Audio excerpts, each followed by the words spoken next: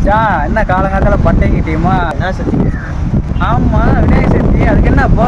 விநாயகர் படையல் போடணுமாம்மா. அதான் உங்களால் முடிஞ்ச ஏதாவது ஒரு உதவி நன்கொடை ஏதாவது நீ செலவுக்கலையா?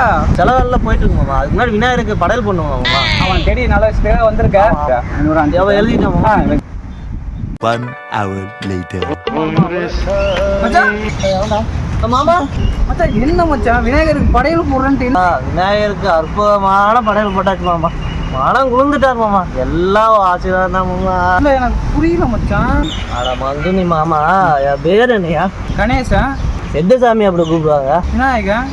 அப்ப நான் யாரியா? நான் தாயா இந்த விநாயகர். எனக்கு நானே படையல் போட்டுக்கிட்டேன். நாளைக்கு முருகனுக்கு படையல போடலான்னு இருக்கேன். நம்பி கதிர் இருக்கேன். சரியா?